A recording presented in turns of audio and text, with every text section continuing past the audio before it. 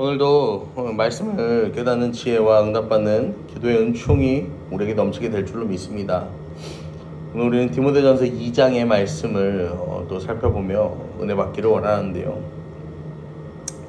여러분, 이 그리스도인에게 있어서 가장 중요한 것은 또 빼놓을 수 없는 것 가치 중에 하나가 기도라고 할 수 있습니다.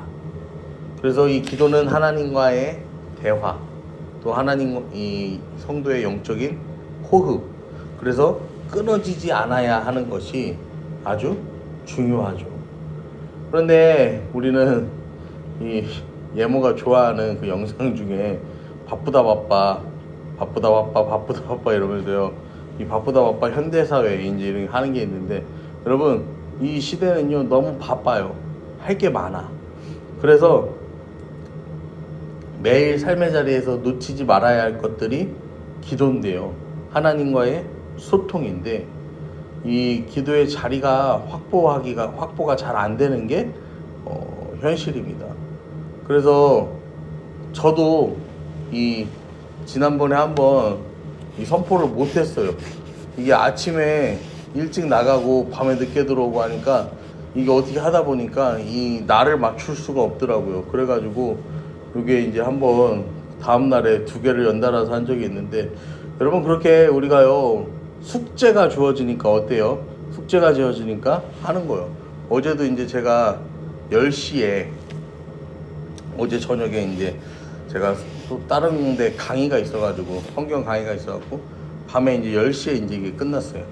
그러고 나서 내가 요 잠깐의 이제 시간에 이걸 또 해야겠다, 지금 빨리 해야겠다 해서 이걸 또 이렇게 작정한 것을 하고 또 그렇게 선포를 하니까요, 그것도 그것대로요 하나님께서 주시는 감동과 은혜가 있더라고요. 여러분, 이 기도가 중요합니다. 제자들도요 예수님께요 기도하는 방법을 알려달라고 하잖아요. 예나 지금이나 이 기도의 중요성은 강조해도 지나치지 않아요. 오늘 본문은요, 바울이 자기가 사랑하는 이 디모데에게, 이 목회자로서 또 세상을 살아가는 사람으로서 이 어떻게 기도에 대해서 어떻게 해야 하는지 그것에 대한 설명과 또 은혜의 나눔입니다. 1절과 2절을 보시면, 그러므로 내가 첫째로 원하노니 모든 사람을 위하여 간구와 기도와 도구와 감사를 하라고 이야기합니다. 여러분, 간구와 기도와 도구, 간구와 기도와 중보기도와 감사기도, 지금 중보기도도 하고 뭣도 하라는 거예요? 감사기도도 하고 개인적인 기도도 하라는 거야. 여러분, 기도할 때는요 바울이요 이 범위를 제한하지 말라고 이야기하는 거예요. 자신을 위해서 기도하고 공동체를 위해서 기도해. 근데 그 공동체 밖에 그 선 너머에 있는 사람을 위해서까지 뭐 하라는 거예요? 기도하라고 바울은 말하는 거예요. 여러분, 이 바울이 말하는 선 너머에 있는 사람들은요 그냥 생판 모르는 사람들 아니야. 저 사람을 위해서요 내 입술에서 기도의 고백, 기도가요 진짜 단 한 줄도 나올 수가 없는 정말 미운 사람들이 있잖아요. 그냥 우리가 관계는 하고 살지만 내가 진짜 내 마음에서 우러나서 저 사람을 위해서요 막 이렇게요 기도해 줄 수 있는 사람이요, 여러분 흔치 않아. 저번에는요, 요새 저희 아파트도요 층간소음, 이제 뭐 사람을 만나기 나름이겠지만요, 층간소음으로 굉장히 고통받는 사람들도 많은가 봐. 어떤 집은 막 낮에는 하루 종일 조용하다가 한 밤 10시부터 한 새벽 3시까지는 계속 소음이 난대요. 그래서 막 도저히 잠을 잘 수가 없고 막 너무 힘들고 막 그렇대. 여러분, 그런데요 제가요 그래서 그런 생각을 해봤어요. 그러면은 만약에 내가 그런 집에 아랫집에 살았으면은 그렇게 층간소음 겪는 사람이 살았으면 내가 저 윗집 사람을 위해서 내가 기도할 수 있을까? 제가 한번 그런 고민을 해봤어요. 옛날에 제가 용두동 살 때 우리 윗집 애들도 교회 다니는 애들이었는데 얘는 한 11시쯤 퇴근을 하는 것 같더라고, 둘이. 그러면은 이 11시부터 이 애도 없으니까 한 새벽 1시, 2시 될 때까지 이렇게 우당탕탕 쿵쿵쿵쿵 막 이거 끌었다가 저거 끌었다가 막 이런 소리가요 계속 나. 근데 이제 가족 중에 제가 그런데 제일 예민하니까 이 다른 사람들은 그냥 다 자는데 저만 막 그 소리에 자다가 깨고, 그다음에 이제 그 이전에 얘네가 오기 전에 깊이 잠들지 못하면은 또 그거를 그 소리로 인해서 막 잠도 제대로 못 이루고 그런 날들이요 하루 이틀이 아니었어요. 여러분 근데요 그래도 저는 어땠어요? 그래도 이 원수 같은 놈들 막 이렇게 생각하지, 그 정도까지는 아니었단 말이야. 근데 이로 인하여서 막 살인도 나고 막 이 충동도 이런 폭력에 대한 충동도 일어나고 그럴 정도로 스트레스를 받는 사람들은요 어떨까? 그 만약에 그 상황에 있는 사람이 그리스도인이라면 원수를 사랑하라고 말씀하신 그 예수님의 뜻을 따라서 과연 그 사람을 위해서 사랑하며 기도하며 이해하며 받아줄 수 있을까? 제가 그런 생각들을 해봤어요. 여러분 근데 바울은요 이야기합니다. 모든 사람을 위해서 기도하라고 이야기합니다. 2절에도 보시면 임금과 높은 지위에 있는 모든 사람을 위하여 하라. 이는 우리가 모든 경건과 단정함으로 고요하고 평안한 생활을 하려 함이라. 임금과 높은 사람들을 위해서 기도해야 하는 거예요. 왜냐면은 지금 여기서 말하는 임금과 높은 사람들은 여러분 초대교회 성도들한테는요 기도할 수 있는 대상입니까? 기도할 수 없는 대상입니까? 기도할 수 없는 대상이죠. 왜냐면은 박해의 주체가 되는 사람들이거든요.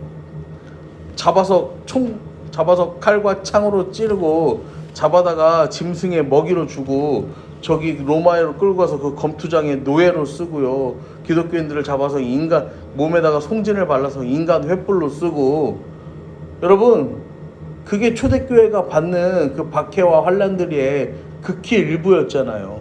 여러분 그것의 주체가 되는 이들을 위하여서 뭐 하라는 거예요? 지금 기도하라는 거예요. 바울은요 원수를 위해서 기도하라는 거예요. 도저히 용서할 수 없는 저 대상을 향하여서 기도하라고 바울은 말하는 거예요.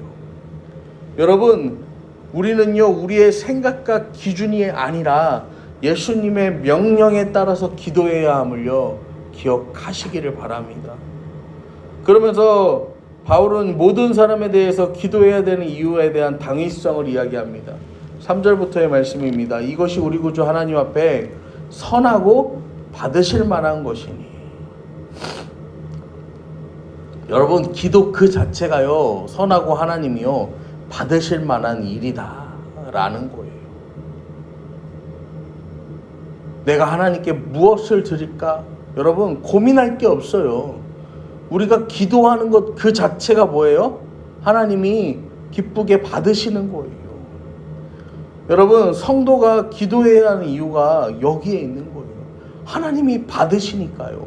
하나님이 이것을 기뻐하시니까요. 4절에도 보시면 하나님이 모든 사람이 구원을 받으며 진리를 아는 데 이르기를 원하신다라는 거예요. 모든 사람이. 우리의 생각으로는 기도할 수 없는데 하나님의 넓으신 뜻은요 그들을 향해 있다는 거예요. 요나는 기도할 수 없는데 하나님은 니느웨를 향한 그 크신 사랑과 계획이 있었잖아요. 여러분 우리는 측량할 수 없는 하나님의 계획하심이 있어요. 여러분 또 하나님은 어떻게 저 사람을 위해서 기도합니까? 어떻게 이 상황을 위해서 내가 기도할 수 있습니까? 여러분 말만은 그렇게 하나님께 항변하는 게 아니라 그 항변하기 전에요 나는 과연 선하냐는 거예요.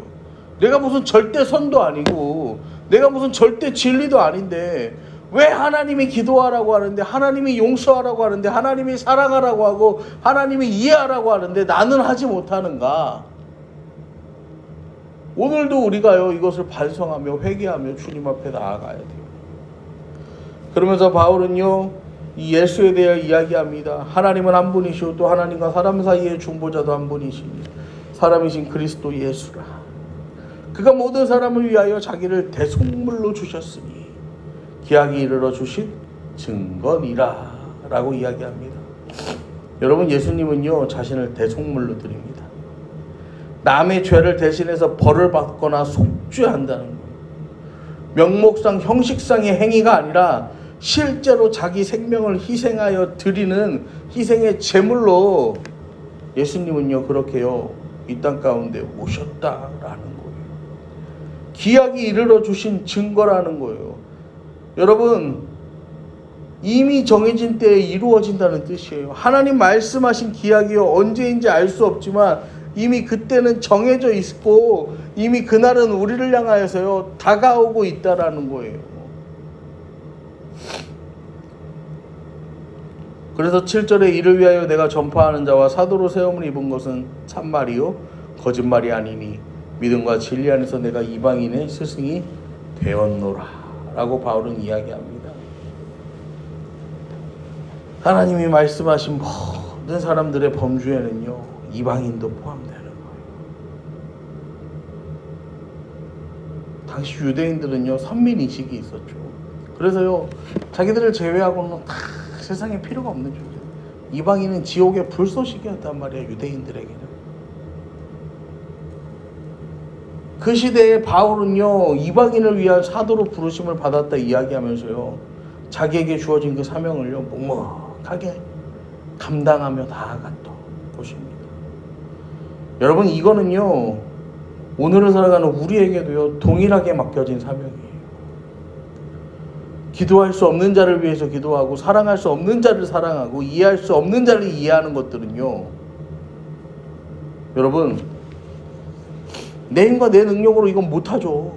이건 하나님이 주시는 은혜가 아니면 감당할 수 없는 일들이에요.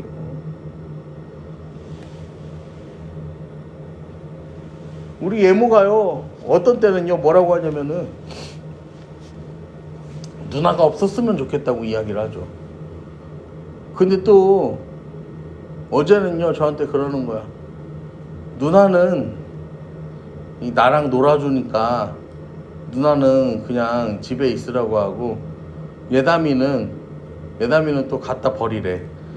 왜냐면은 어제 예모가 예담이가 막 이러고 막 노는데 막 손을 막 이렇게 뻗어대면 노는데 예담이가 여기에 이제 제 요 패드에 펜슬을 가지고 막 이렇게 하다가 예모 눈을 찔렀어. 그래갖고 예모가 막 이게 막 아프다고 막 진짜 막 계속 울고불고 하면서 막 저기 하고 예모가 그렇게 울고 있는데 예담이가 또 거기 쫓아가고 예모 다리를요 막 이빨로 물어갖고 예모가 또 막 기겁을 하면서 예담이만 오면은 막 예담아 저리가 이 말도 못하고 그냥 막 울기만 하는 거야.